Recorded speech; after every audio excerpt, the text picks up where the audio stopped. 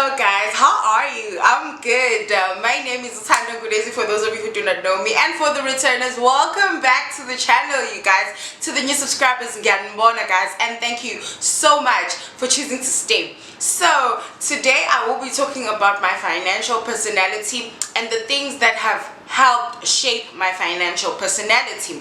So a few disclaimers before I start. I am in no way a financial person.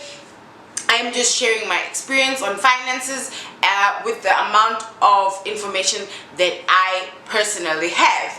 And another thing, let's just pretend that these magodas are the same size. Okay, now that we have cleared everything else, we can go on with the show. So again, once more, for those of you who are still interested, please do keep watching. Da da da da.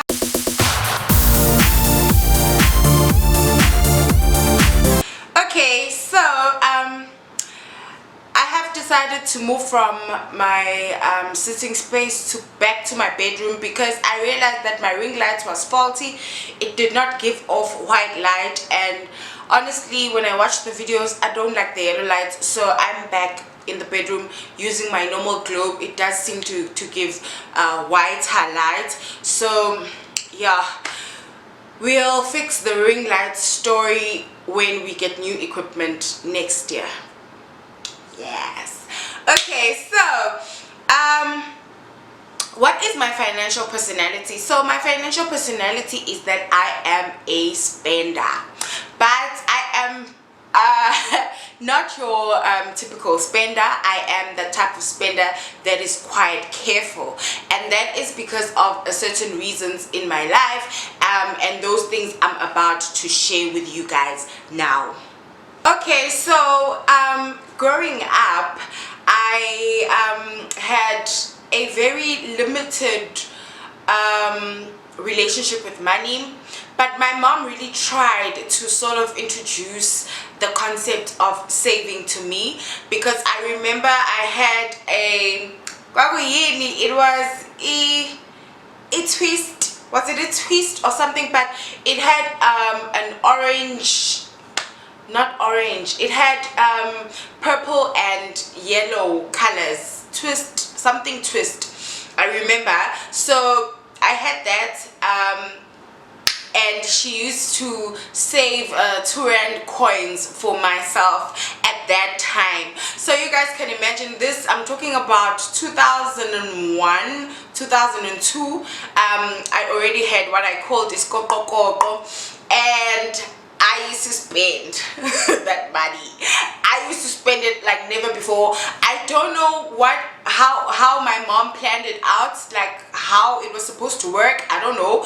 But what happened was I used to call my friends when my mom wasn't around, which was almost every weekend, because Mogel we had Tanukamba. So it was almost every weekend, and I would just call my friends and I'd be like, guys, if we can like work really hard to try and push these 2 rands off this skokokoko, we can have money for chips. And of course my friends were game and would try everything to get the money out, and of course we'd succeed. And I remember my mom trying to shout at me, I should use the money later and whatnot. But I was just like, girl, like, why? Who are you? Okay, fine. So fast forward that, and when I went to school, primary school, yeah, still grade 1, 2-ish, my mom used to give me a 1 rand coin for unkero. Okay, so I took that money and I went to school with it. I remember I used to put it in a pocket that was in my what's this, a tunic, here in my tunic. So I realized that it fell off every time I was playing, so I switched that and I used the small packet of my backpack. I think some of my classmates must have noticed, or the older guys, I don't know, but for I think 2 months, for consecutive days, I was not finding my 1 rand in my small bag. So I just decided, you know what, I'm not going to do this anymore. So I told my mom that I'm losing the money. If I put it in my pocket, I play and it gets lost. And if I put it in my small backpack packet, it disappears. And so she was like, okay, no, it's fine. What I can do is I'll buy you chips, and you can just take chips from home and whatnot. So that worked for a while, and then advancing to grade 5, 6, 7, I said, Miguel, I want my pocket money back. Yaba. So what I would do, I would buy in the morning, and plus I was no longer playing around that much, so I could keep my money, and I knew where to keep it so that people don't find it. So at that time, of course I'm a spender, because hello, there's money coming in every day, yeah. So it feels like there is plenty from where it comes from. So I'm just like, okay, and and during the weekend as well. So I've always been a spender. And then it happened that when I was in the latter years of my primary school, so 6, 7, and grade 8, 9, my mom was going through a financial crisis because my sister was in varsity and she was a single parent. So I noticed that things were starting to diminish in the house. So I'm just like, okay, we no longer have this. And my mom was very brand conscious. She in fact, she still is. Like, she's that girl who'd rather buy the Lucky Star small tin fish rather than switch to a Glenrick or whatever else other brand is there that is still as good enough. So okay, that happened, and I was just like, okay, things are going bad here. So that moment of my life made me realize the importance of money. And I remember at some point when my sister came back from varsity because there was just no money. And I remember another day as well, when I went, I was supposed to, okay, I used to go back to boarding school the day my mom got paid. So if school was reopening on the 13th, I'd go back to school on the 15th because my mom would have been paid by then. So my dad would come and give me money. He'd give me, my dad was a very, what can I say, he was very decisive when it came to money. He knew he was going to give you this amount. He was not you were not going to convince him to add a rand more. So I remember at that time he used to come and give me money for to pay for the term fees, and then he would give me 500 or 700 rand depending on how he was feeling at that time. So that's what he used to do, and then I would wait on my mom to make a plan. Okay, came the 15th. My mom is supposed to do groceries for me. Okay, fine. In the morning of the 15th, we leave, we go to the bank, and she gets to the bank. She's like, I need to make a few phone calls. I'm like, you need to make a few phone calls? She's like, yes, I need to make a few phone calls. So I'm like, okay, it's fine. And then she goes on, and she calls her friend, her best friend, and she calls my aunt. And of course I'm eavesdropping, so I can hear her say she didn't, she only 2,000 rand was left in her account, and that was because all the loans that she had taken out for my sister had, took their bits and bits, and 2,000 rand, how is she going to make it through the month? Okay, so there was, honestly, that was a shocker for me. Like, hey bo, Gandhi people, have no money on payday. Like, that actually happens, yeah, bo? So I was very careful about money from that day, because I knew that a few financial decisions could cost you a lot. And as far as my mom has been able to gain her financial stability back, and if anything, though, that time helped her with her credits and everything, but it taught me to be careful. It taught me to be absolutely careful. Okay, so another person who had a crucial influence in terms of how I looked at money was my stepmom. Now, seeing her navigate her finances, when I visited her and my dad, was an eye-opener for me, because unlike my mom, who was, very sort of secretive about her money, she was that typical black mom who was just like, angnamal, and then boom, when something really needs to happen, something happens. Oh, actually, I've just remembered a story. So this one time I was coming from church. It was during this time when she was very financially strained. Okay, so I came back and I was hungry, so I'm like, Mom, may I please have money to buy bread? And she's like, there is no money. I remember it was the day before payday. And I'm like, there is no money? She's like, yes. And I'm like, no, I'm serious, I really need to eat. And she's like, no, I'm also serious, there is no money.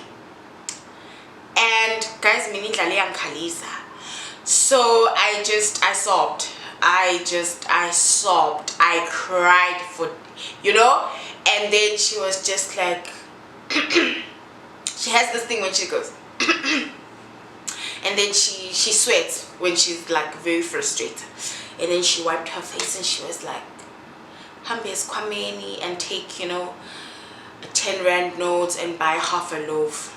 To this day, I don't know what that 10 rand was meant for, and how she fixed whatever I had ruined in terms of that 10 rand.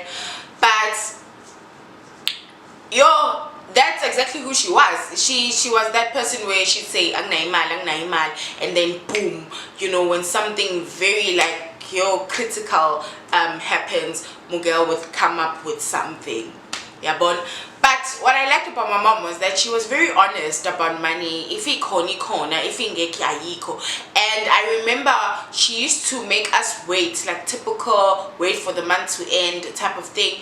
And more than that, she would try by all means to clear your wish list. So if you said, I wanted this, I want a hula hoop, I want a cassette, I want whatever, she'd say wait. But when she honestly is more financially flexible, she would get those things for you. So I got used to the fact that, okay, sometimes money goes and sometimes it comes, and it's absolutely normal.